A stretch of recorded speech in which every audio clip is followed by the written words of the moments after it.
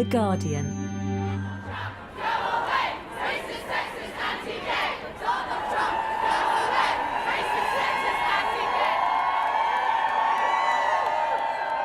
I think that we win far more than we are acknowledged to have won. One of the ways that we work is we sit down after an event and we work out what we have won. And we don't ask the media what we've won because they don't even report that we were out winning it. And it's really urgent for us to count our victories. And one of the most extraordinary has been yesterday or today, they run together, was women in their millions marched in the US and the Republican Party split on Trump. Women won it. We claim it. That's Selma James, who we'll be hearing more from later. But first, welcome to We Need to Talk About Protest, the second in a new series of podcasts made by and for Guardian members. Each month, we'll be tackling a topic suggested by listeners and answering your questions on it. In this edition, we're going to be focusing on whether we are indeed living in a new age of resistance and considering what we might hope to achieve and strategies for doing so. Recent months have seen huge numbers of people around the world taking to the streets. We'll all have been aware of the women's marches, in which people of all genders organised to resist the rollback of reproductive, human and civil rights, and the misogyny that characterised Donald Trump's election campaign. On March the 8th, International Women's Day, the organisers of those marches are calling on women around the world to join in a general strike, a day without women.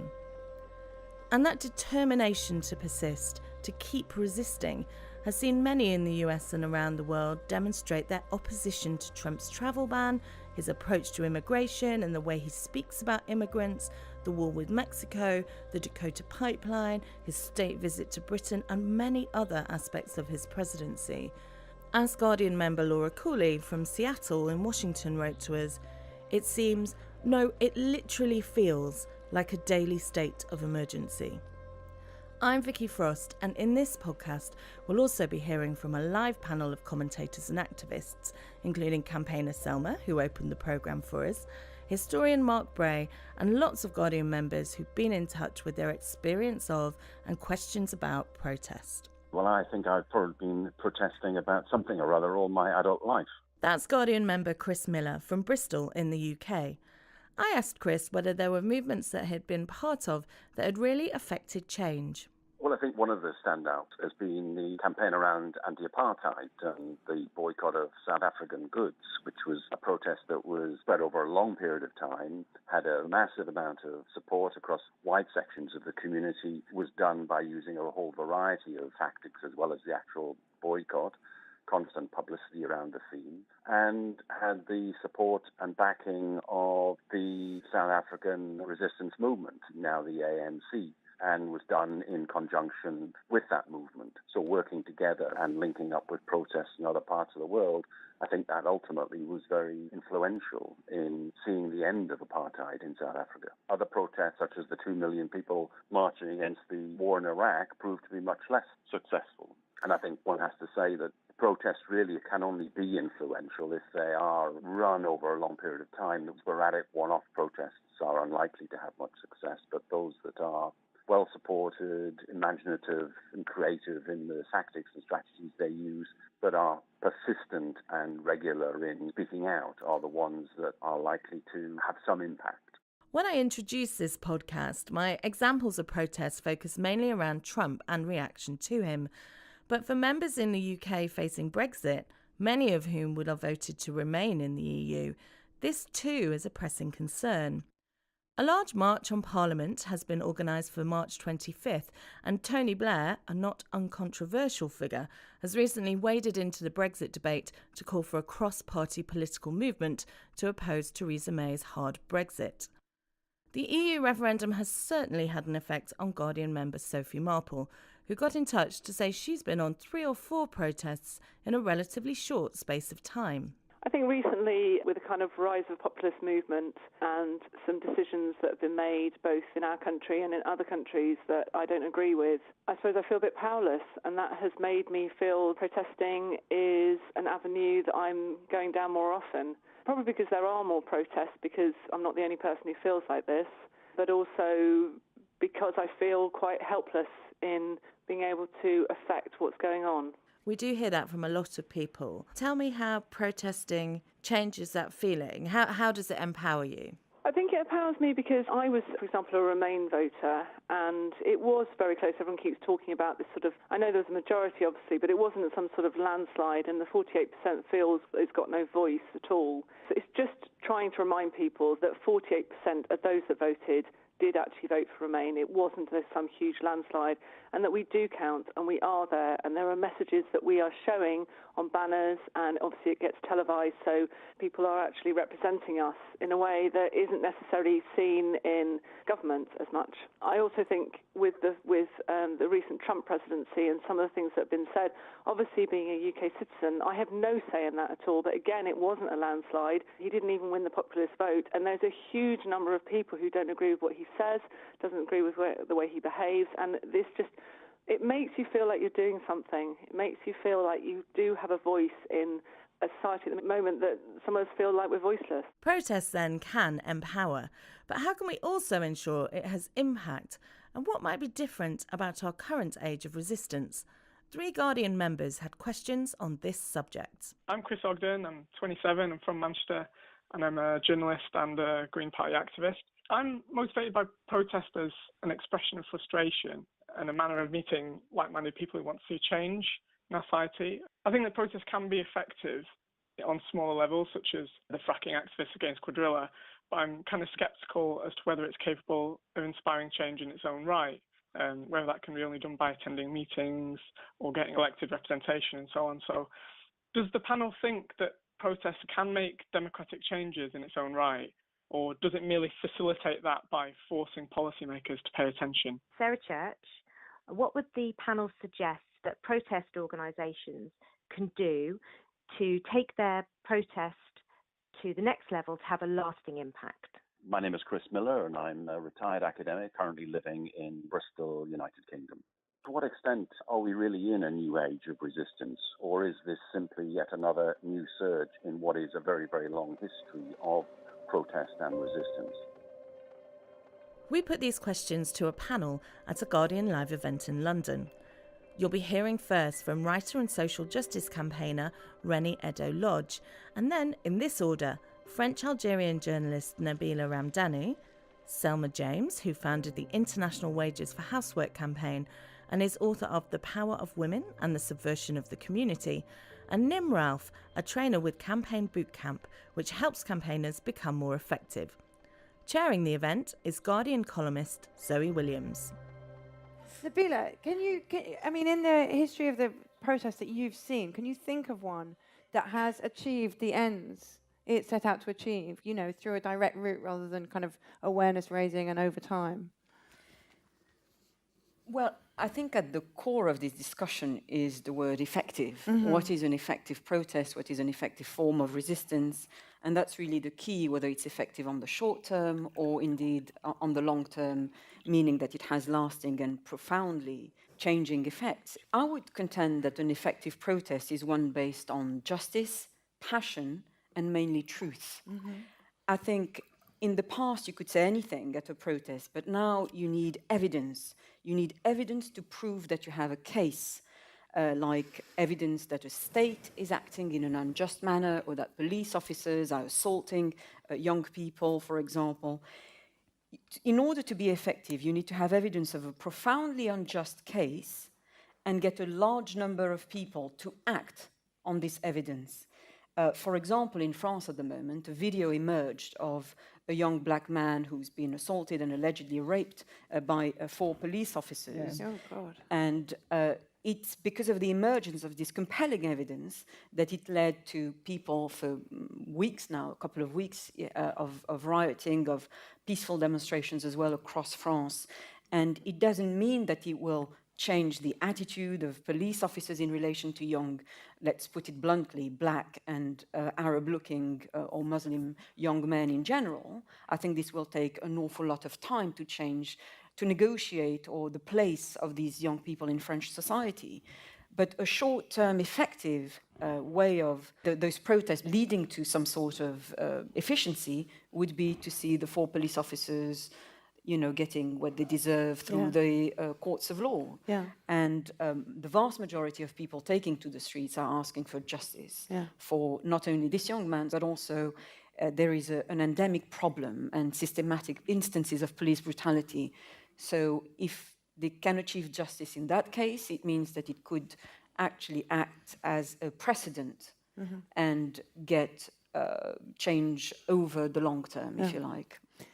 Selma, if you can take the middle question, you must have done a lot of protests, but also galvanized that energy and turned it into something more kind of campaigny. And how do you do that? Well, the first thing that you do is to acknowledge the power relations that you're dealing with in any particular struggle, and also to find out who is involved in other struggles, other sectors, who might be wanting similar things to you, or whose, when you make your demands, you strengthen them. Right. Now, the Global Women's Strike is very fortunate. Well, we worked very hard, and we have a women's center where various sectors are represented: women with disabilities, women of color who have their own autonomous organization within the strike, sex workers, single mothers, queer people, and whom have I forgotten? I don't know, but I'll find out very soon. The point is, you have to get satisfaction from the organizing you do. If you do, you don't have burnout. Yeah, okay. Therefore, you have to find who you are in the course of organizing, put your own demands forward, make sure that what you struggle for is what you also want. Yeah. And then you have to deal with the powers that be. And that's a tricky one, because the powers, some of the powers that be, act like they're part of the movement when they're not. Oh, really? They're in it for their careers, and you're in it for the struggle and to win this and that. And you have to work out how to protect yourself, but invite them to be part of what you are doing, because they may actually be interested if they hear your case. Yeah. The other thing is that you want those who have established power, you want to try to win them over either by protesting against them. That's a very good way to win them over. They get tired of being protested against. Or you in some way try to get them to express something which is useful to your side. And the final thing is you have to get the media. And that's the most difficult of all. There's been such an erosion of the standards of journalism in this country, first I'm so glad that that is acknowledged, with Thatcher and then her son Blair. They don't know what the truth is, and they don't want to advertise when we are angry and act on our own behalf. One of the questions that was asked, whether you start small or you start big, it depends. Sometimes you start big overnight, as with Corbyn. Sometimes you start small, as with individual campaign and the fracking nanas, you know. It was really tremendous to have them and to be connected with them. And one other thing, I'm also part of the International Jewish Anti-Zionist Network. And when we appear with our banner, it seems to be a tremendous social and political weapon. Just the banner itself makes it clear that many of us who are Jewish are absolutely dedicated to the liberation of the Palestinians. So you find your weapons and you use them judiciously, and you make sure that what you want is also being expressed in what you are doing. Brilliant, thank you. Yeah, sorry. Did you want to come in? I think that the way that the internet intersects with politics now is having a much more profound effect than a lot of the kind of old guard of the left realise. It's the way that information is shared, it's the way that thought is formed. And so even in its own unique echo chambers, it's creating a really important space. And actually, I think on the flip side of that, it goes to explain some of the shock around the rise of the alt-right, or just the Nazis, whatever we want to call them, and the shock that they existed, because the internet exists in different bubbles, as you're saying, and we're not listening to each other, so we're not aware of the rise.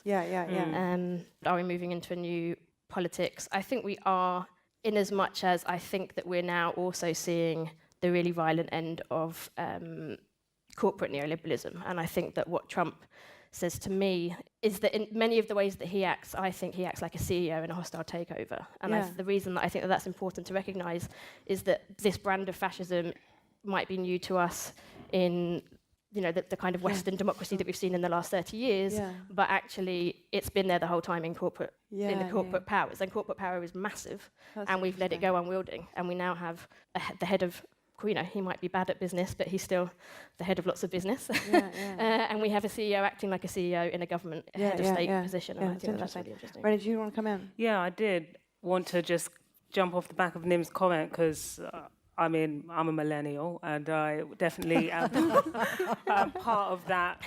I have the internet certainly to thank for my career. And I think that there's been two significant seismic shifts in politics over the last 5 years, and it's been driven by the internet. We can't deny that. The absolute mainstreaming of anti-oppression work, from something that was ultimately on the fringe when I was first involved in it, to something that Beyonce's going on about, at the Grammys. We have the internet to thank for that. And conversely, on the utter flip side, the rise of the response to anti-oppression politics, which is the alt-right, which again came from the internet. And you can even go back and have a look at the kernels of how these movements exploded into the mainstream. With the alt-right, it was Gamergate, actually. It was video games. And the final point I wanted to make was, in the 90s, adbusters were going on about the corporatization of public space. And my concern, I think, with protests happening on the internet is public space is no longer shopping malls. It's actually like privately owned websites. And my huge concern is the protest happening on the internet's version of shopping malls, and actually what that means for the protests and the protesters and the aims and goals of it. Because ultimately, the huge mainstreaming of a movement like Black Lives Matter on and offline put money in Twitter's pockets. And we have to consider that. Rennie Edo-Lodge bringing that bit of our discussion to a close. Many of you emailed us this month with your experiences and questions. Thank you for doing so. We read all your correspondence, even if we can't hear from every member on this podcast. Among those we have chatted to are Guardian member Jason St. John, who's in his 30s and from Chicago, and Nancy McMahon from Port Townsend, Washington. Both shared their reactions and responses to the Trump presidency. After talking with a bunch of others, I now know that I wasn't alone when I woke up on the mornings for about 2 weeks or so following November 9th and the election being decided in the U.S. That we were all crushed, and mostly we felt despair. I know several incidences of people crying with strangers on the bus in the morning, just unable to bear the idea. But then slowly it emerged that there are things we can do. We can lean on our elected officials by contacting them by phone and by mail, but also visiting them in person, by stepping in when they have public appearances, by making protests and office visits so that they can't miss our message. And all of that has been very good. There's a community there, which has been very good, and they all have felt similarly. It's much nicer to be doing something productive than it is to be only despairing. And you said you've been on It feels more like control. You said you had gone on a couple of marches in Chicago, where you live. That's true. So I went on the first of the Resist Trump Tuesdays.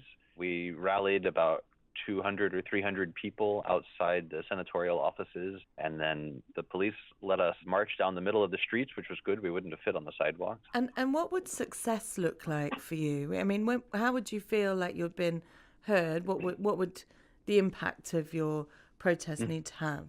It depends on the issue that's up there, but the Trump agenda seems to hit on many points where we strongly disagree with the action they'd like to take.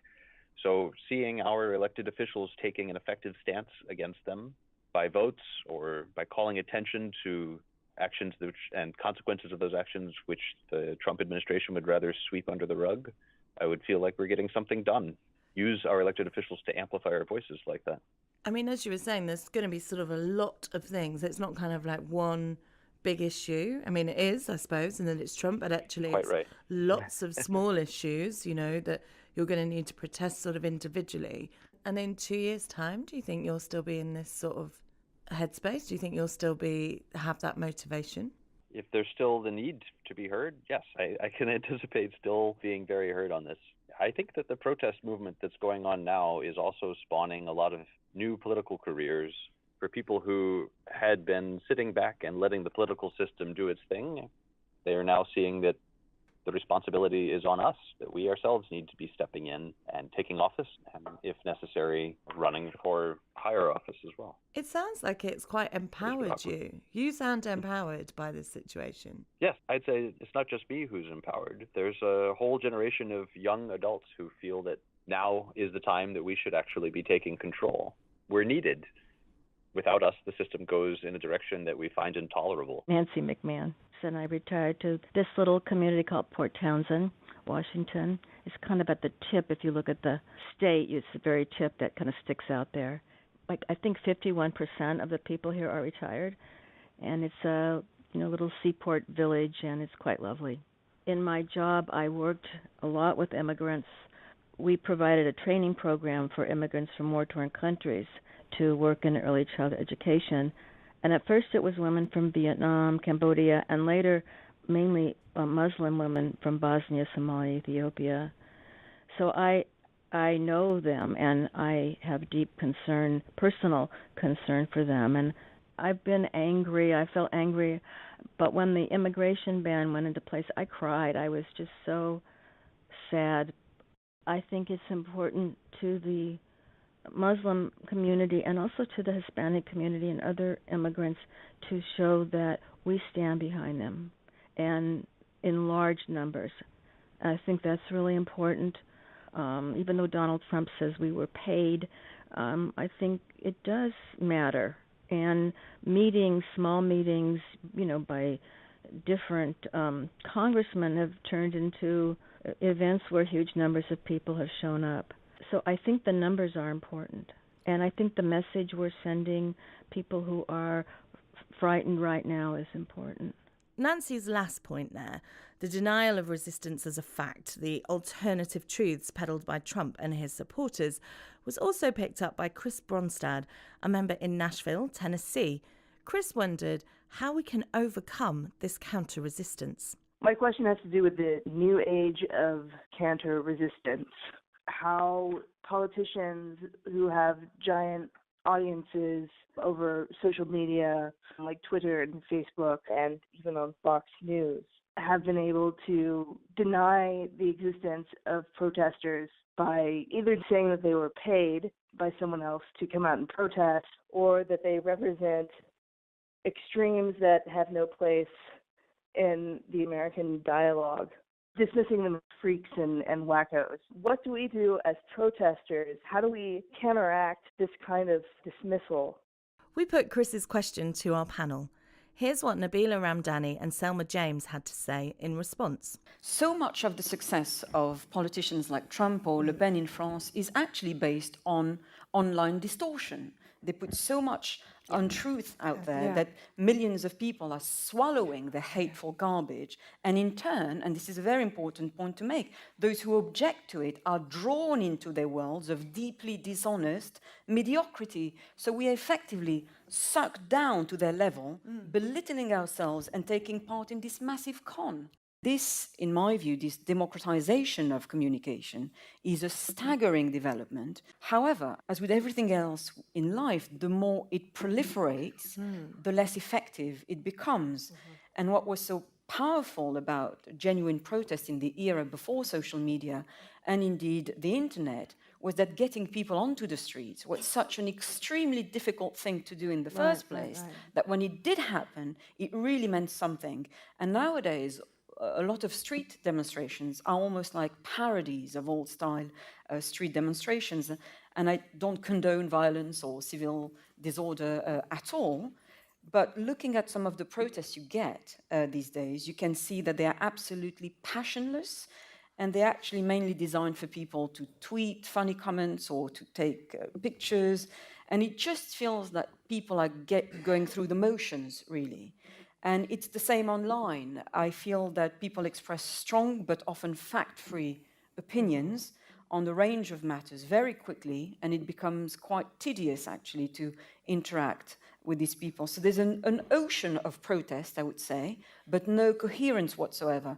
And you just have to look at actually characters like Trump or Marine Le Pen in France, and they almost become a cuddly, Trump certainly, a cuddly pantomime villain, somebody that we can all have a laugh at, but not worry too much about, meaning that the shock value almost disappears.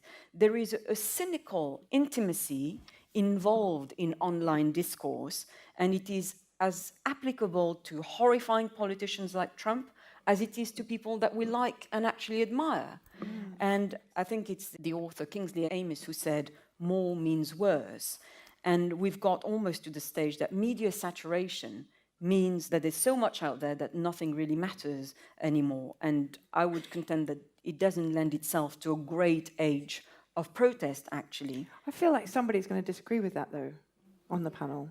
I wanted to say that the social media is an expression of the fact that everything is up for grabs. Yeah. That's a technical expression of it. But politicians, on the whole, and even people who organize who are not politicians, are very narrow in the way they define what they're struggling for. Yeah. You always have an objective, but there are many implications of those objectives. And one thing that puts people off, that somebody asked about that, is the language of academia plastered on a struggle. It is unbearable. It is incomprehensible.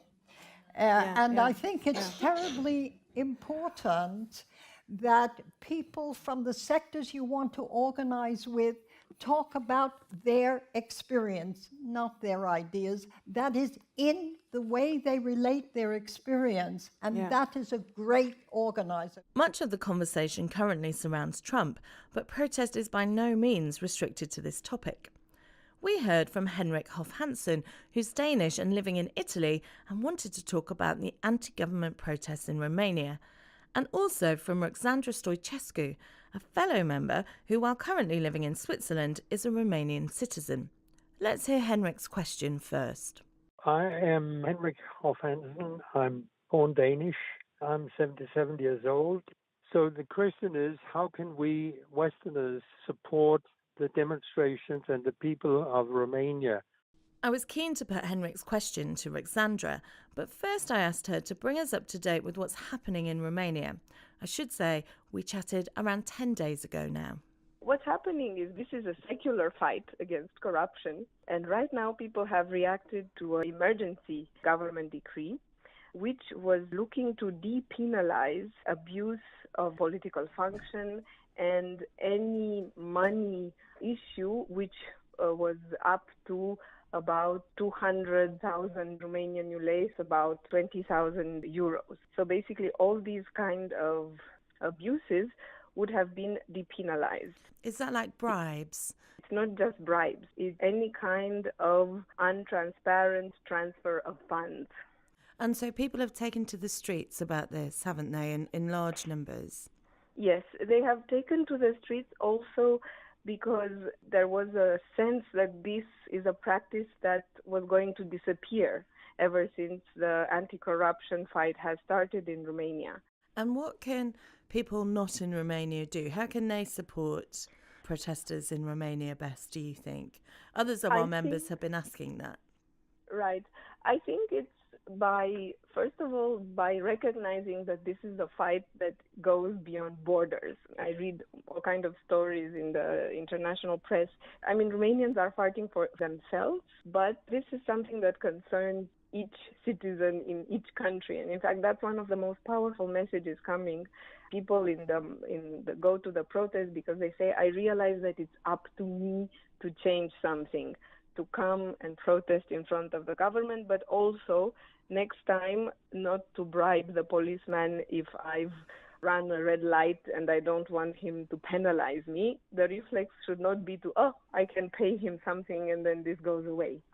So it's something, the revolution is very personal. So I think people around can help by realizing that, and by also, in Romania, there is still high confidence in EU and EU values. So not turning a blind eye to what the EU can bring is an immense help, actually. And what do you think the protests will achieve? Do you have confidence that they'll achieve their aims? Well, the declared aim now is that they want this government to disappear. They are very clear that they do not want to change who won the elections. They just want a more competent government. Frankly, right now, I'm not sure it will succeed. It seems to depend also if the divisions within the party who has won the elections will cause a shift. So I can't say that victory is granted, but what victory there is that people have awakened in that sense politically, and they will be vigilant for when these kind of things are happening. Thank you, Ritsandra. And here's Selma James explaining how we can show solidarity across any border. You absolutely must think globally, not as a thought, but as a practice. Yeah.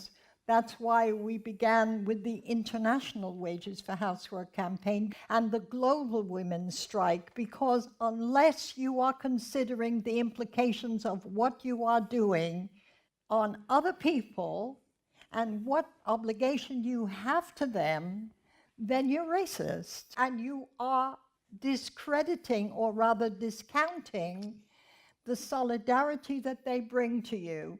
You know, women have suffered from the view that we don't have a lot of power, therefore we can't have a lot of power. Mm-hmm. Well, those of us who have little power want more and are organizing for it on an international level. And we want the power to work with other women and men in other countries, and we think that is an enormous power for us here. One of the particularly difficult questions about resistance is the point at which violence might become a valid response. It's a tricky thing to negotiate. For many of you, and probably me, I suspect the answer might be never. But there is a real variety of views on this issue. Christy Davis, who lives in Italy, asked the panel to tackle it. At what point should blatant fascist violence be answered with violence? I asked this question because of something that appeared on Facebook, which was a white nationalist, basically a member of the Ku Klux Klan, but not necessarily, was punched by a spectator who didn't like what he represented without any previous physical violence on the part of this person. So it seems like an important question to ask, because we know what happened when people were passive. But when should we begin to be violent, or should we ever be violent in answer to violent fascists or neo-Nazis? You'll hear first from Chairs Zoe Williams, and then Nim, Rennie and Selma. I think the violence case is going to be the kind of thorny issue, right? Nim, do you want to start? It feels like you haven't said anything for a while. I actually think what's much more interesting about that question is, why did one person punching a neo-Nazi in the face get more press that week than a white supremacist terrorist bombing a mosque in Canada? Yeah, okay, yeah. That is a very good point. Mm. But also, what about the punch, though? I mean, we have to have a conversation with ourselves about what kind of business we mean, right? Mm. Yeah. I'm not opposed to violence. I think there's a place for violence, and I think it is sometimes necessary. Yeah. I think as a strategy, I think that part of what we're seeing is the passion of resistance without the strategy and the movement. Yeah. And I think that we're seeing that coming out in different ways. Again, if we look at the way that the internet intersects with protest, that what that video did was act as catharsis to a lot of people. And I think whether the punch is right or wrong, that's why it went viral. I mean, does it seem to any of you that, you know, if we are talking about a power struggle, then the more effectively you do challenge power, the more likely violence is to come into it? I mean, the only thing that I would say on this issue is when this country in World War II went to go and fight the Nazis, did they go and engage in reasonable debate? Is that... Yeah. I just find it really interesting that I'm not quite sure if we continue on the road of, you know, if we just reasonably discuss this, we'll be able to hash out some kind of middle ground at some point. Like, that's going to take us to a point closer and closer to violence, because that's creating a bubbling pot of anger, actually, on both sides of that discussion, you know. The bigger the movement, the less violence. The point is, if you have the numbers, you can beat them without shooting them. Okay. And I think that they are less likely to shoot you. The numbers not only mean power in numbers, but the variety and breadth of what you are fighting for and whom you are fighting with all kinds of people. And that is really undermining of the other side, that's what we want. We want to win with as little violence as possible, and we hope to undermine their right to shoot us. And one of the questions was, we're being forced into a place of reaction, and unfortunately, the almost like uncritical and sort of like placid coverage of basically slick-looking neo-Nazis over the past few years has created a situation where one gets punched in the head because people start to feel like there's absolutely no way I can counter this. I'm powerless to counter this. And I do think that's why that situation happened. Because all of these newspapers features, look at the new generation of neo-Nazis. They've got nice haircuts now and polished shoes.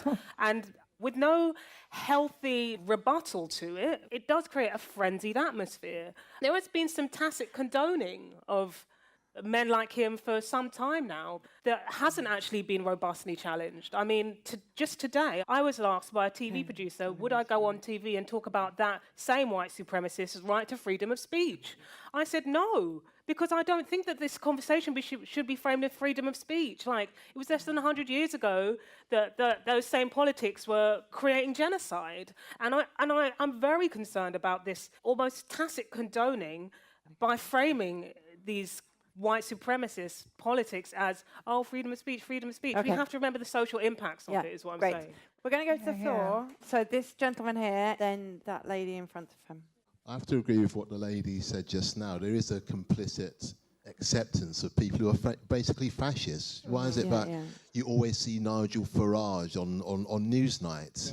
You know, they exchange pleasantries with Evan Davis on Newsnight like it's a nice Sunday afternoon sort of tea and scone chat.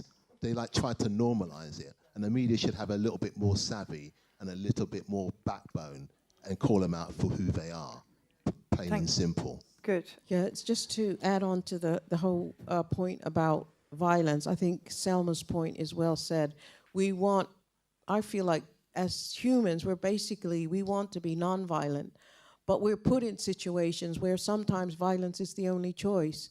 I mean, if you look at things like the anti-apartheid struggle, you know, people were really, you know, how dare, you can't be sitting in London telling people on the front line that you can't use violence. And they used a variety of tactics. They used direct action, they used demonstrations where people were shot dead, as scores at one go.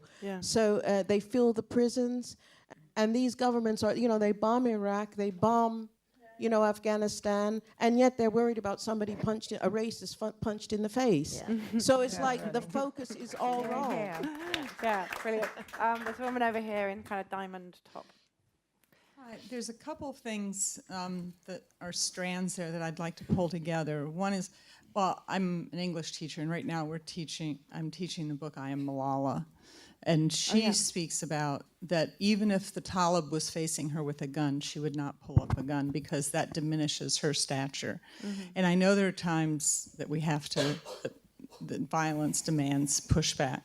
But I think that one of the most interesting things in sort of in spirit of that is something that's happening out in the western United States right now, like in Oregon and Washington, where it's very rural areas, and there's a lot of disenfranchised people living in poverty, mainly white, who have been prime pickings for, the fascist movement that's been building. Yeah.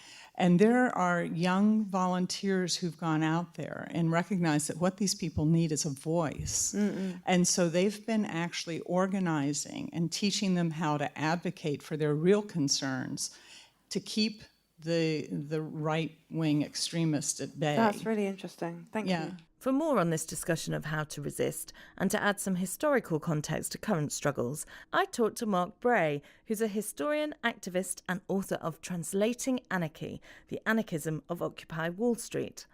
I asked Mark first about whether he believed we really were in a new era of resistance. For context, we chatted before Milo Yiannopoulos resigned from Breitbart. I think that we can look to, for example, the development of the Squares movements in 2010, 2011, and the impact of social media and new communications technology on the ways that protests can emerge so significantly in such short periods of time, the way that people in different countries are better able to moment by moment keep tabs on what their counterparts are doing.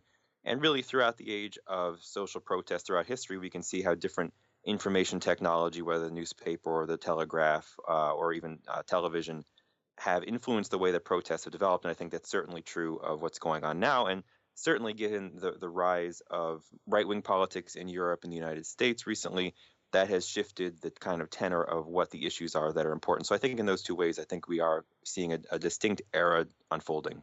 Could you tell us a bit more about the anti-fascist movement and how it approaches, for instance, the alt-right? Sure. So as some of your British listeners may know, anti-fascist politics in the sense of anti-fascist action and street-level opposition to the far right is not new to Europe and dates back in its current form more or less to the 80s, maybe into the 70s. In the United States, it's somewhat more new. And so with the development of the alt-right in the United States and with speakers such as Richard Spencer or Milo Yiannopoulos promoting really sexist arguments, Islamophobic arguments, white supremacist arguments, there has been a turn towards the European example of anti-fascist activism and a turn towards the militant opposition towards granting these kinds of speakers a platform in society to promote their ideas, the argument being that if these ideas start to become mainstream, then it really threatens a whole wide variety of people in society, from people of color to Muslims to Jews to queer and trans people. And so that's really characterized the response to some of these speakers and some of this politics in the United States. In practice, that means stopping Milo Yiannopoulos, who's the editor of Breitbart, talking at Berkeley, for instance. That's an example. I mean, it takes on more different forms than just that, but that is an example, right? I wondered if we could go back a little bit further, actually, and perhaps look to Cable Street. Yeah, I think we could. And when we look at today's anti-fascist movements, they're very self-consciously modeled on the movements that came before them in earlier eras, especially the 20s and 30s. And so in Britain, this was as relevant as it was in many other countries, where a number of fascist groups were organized in the early 1930s, modeling themselves on Italian and German groups, most notably Mosley's British Union of Fascists. And so in the early 30s, a lot of immigrant organizations, a lot of left-wing groups forcibly disrupted or shut down British fascist meetings. And really, the British Union of Fascists attempted to organize about 120 meetings in the early 30s, and about half of them were successfully shut down. The most notable confrontation was the Battle of Cable Street in 1936, where the British Union of Fascists marched several thousand fascist supporters through the East End of London, predominantly Jewish neighborhood. And anti-Semitism was an important part of their politics, and so it was a very targeted march.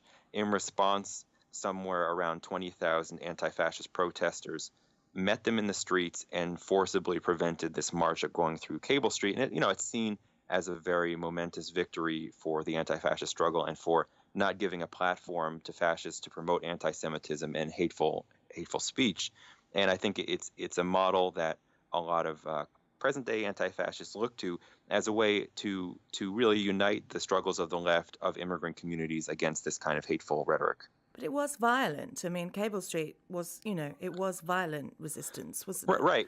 What does that say for today? How do we apply that today? Well, I mean, for me, looking at the question of anti-fascism, we need to ask ourselves, how do we make sure that we don't have another genocide? When we say never again, do we mean it? And if so, how?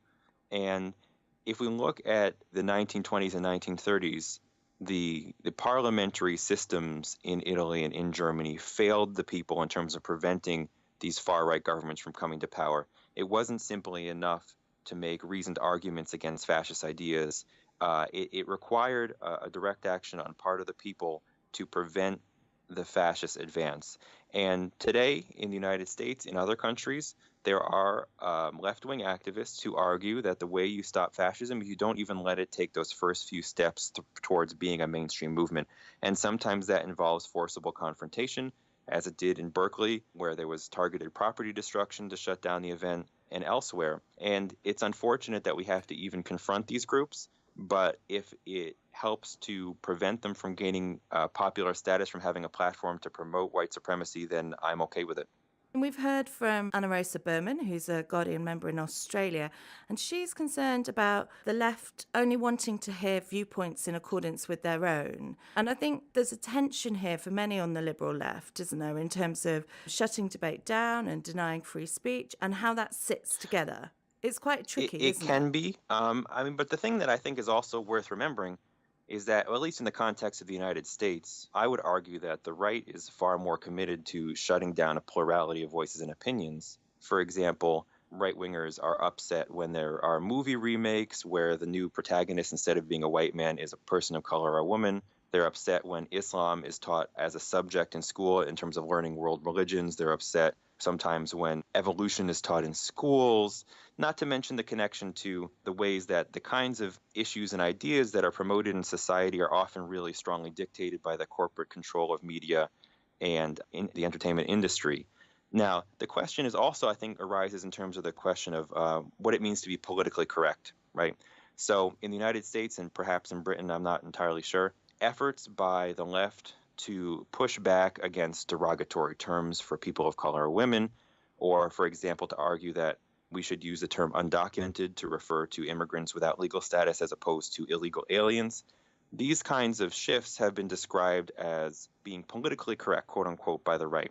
Yes, I think it's true kind of generally. I think it's possibly a bit sharper in the US, but I think it still is true. Right. So the the UK, point I'm yes. making is that I don't think it's really so much always an issue of just simply not wanting to hear a different opinion, but of recognizing that, number one, the ways that certain opinions are expressed has everything to do with the language that we use, and that there's a legitimate argument from an anti-racist or an anti-sexist or pro-immigrant perspective to push back against rhetoric that's used to dehumanize these people. And the second thing is, for example, in the context of someone like Richard Spencer, who's essentially a neo-Nazi, arguing that given the horrors of the Holocaust, given the horrors of the implementation of white supremacist logic throughout the world, we can safely push back and say, look, these are ideas that we simply don't want disseminating the public sphere, and I think that we're better off for it. It's not simply that I don't want to hear what a Nazi has to say. I know what a Nazi has to say. I just don't need to hear it. I guess the problem is, though, who decides what you get to hear and what you don't get to hear? How do you make those Right, that's an distinctions excellent and those question. lines? And really, I think that the key to it, from my perspective, is not to look at the question from sort of an abstract analytical perspective of a sort of idealistic slippery slope into sort of totalitarianism, but instead to look at it in terms of the really existing social movements and organization that's developed around certain types of discourse. So, for example, in the United States, the speakers that have been interrupted or been targeted are pretty clearly speakers that are pushing for the dehumanization of people of color. And the opposition to these kinds of speakers comes out of generations and generations of the Black freedom struggle, of pushing for Latino rights in the United States, of opposing the far right. And so it's not just some sort of arbitrary decision of like, oh, I don't like what this person has to say, let me bring out a couple thousand people, but it stems from actual practice, and it stems from actual politics opposing white supremacy and opposing essentially fascist politics. So I understand the concern about wanting to preserve as much as possible a broad perspective of speech, but if the ideas of someone like Richard Spencer were to become mainstream, then that would be the true threat to free speech, that would be the true threat to having an open, diverse, pluralistic society, because that's exactly what these people don't want. When it comes to maintaining that level of resistance, what does history have to tell us there in terms of how we can keep the fight going in whichever way we choose to do it? We have quite a long term of Trump to look at, and Brexit is a thing that's going to take a long time to play out. So I'm interested in that as well, about how maintain momentum and what history can tell us about how to do that. Right. Well, I think what it shows is that large numbers of people will get outraged by something, usually for a relatively short period of time before they move on with their everyday lives or a new issue comes along.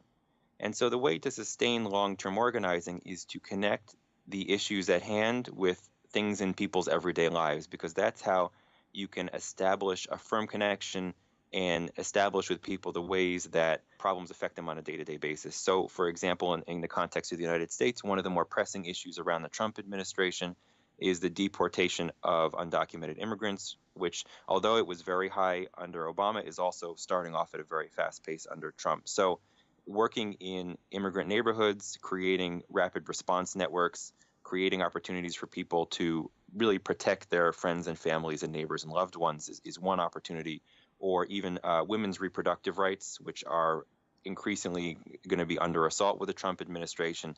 That's something that affects people in their everyday lives. It affects families. It affects women and their partners and all sorts of people.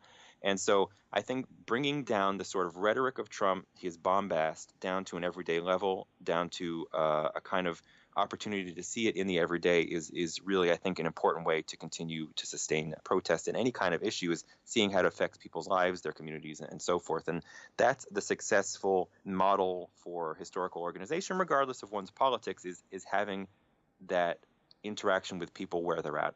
It seems unlikely that you'll find Guardian member Sarah Church resisting her local council by no platforming or violence. She got in touch with her own experiences of running an effective campaign that has already resulted in better public services for her whole community. British listeners may have already guessed that we're going to talk about libraries here. They're massively under pressure from widespread cuts to public services in the UK under this Conservative government and are closing rapidly. I talked to Sarah, who is chair of the Save Swindon's Libraries campaign in South West England, about how she got involved and strategies for success.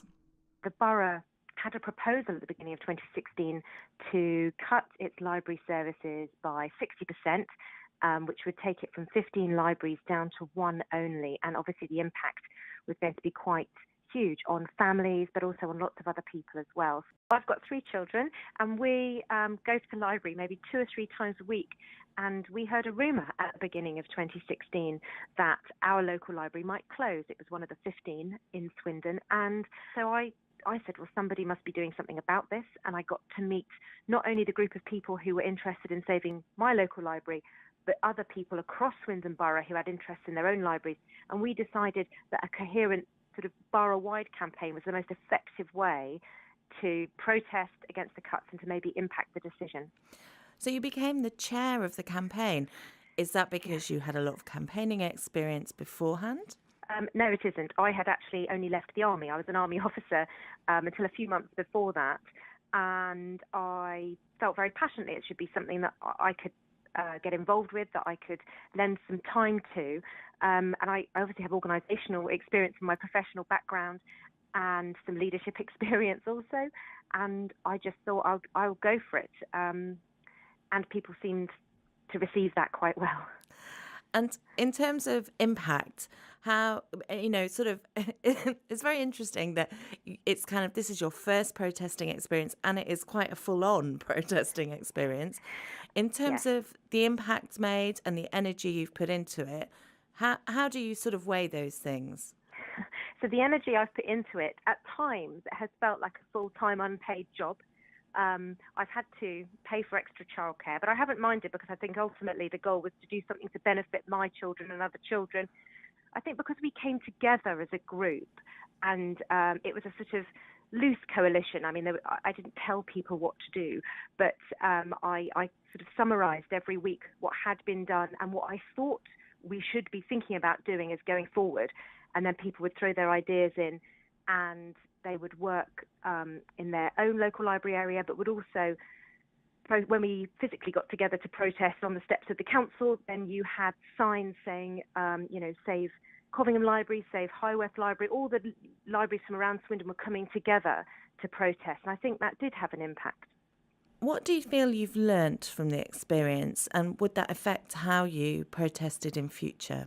The decision that was finally made by the Cabinet of Swindon Borough Council in December, actually, I say only because it's still actually I don't agree with the decision at all, but they're cutting down to 5 libraries instead of down to 1. So we effectively saved 4 libraries, albeit with reduced staff, I will add. And we That's do have amazing. It's amazing, though. I think it is a good thing. We still have a live complaint in with the Secretary of State for Culture, which is just ongoing. Because we don't think that's good enough. The council want communities to find their own solutions, but when you're talking about taking over a building that costs potentially £100,000 a year to run, I mean, it's just not possible for a local friends group to do that. So, what I found, it was a very big learning curve. How to interact with the media, I hadn't done that before. How to interact with local government officers as well as the elected representatives, and the mire that is local politics sometimes, navigating that. What I have tried to do at all times is almost remain professional about it. Obviously, a lot of our motivation has been emotive and emotional because people are really keen to protect their libraries, but I've tried to cut through that a bit by stating rational cases for why certain libraries shouldn't close, and I think I would do that again. Sarah, it's a really inspirational story. I mean, I know you feel you have more work to do, but really, saving 4 libraries is not to be sniffed at all. It's really great. Thank you for sharing that story with us. And Sarah brings us to the end of this month's podcast. I'd like to thank our contributors, Nabila Ramdani, Selma James, Nim Ralph, Zoe Williams, Rennie Edo-Lodge and Mark Bray. Thanks also to composer Tullis Rennie for his recordings from the Women's March in London, and of course you, our community of members who've provided such great questions.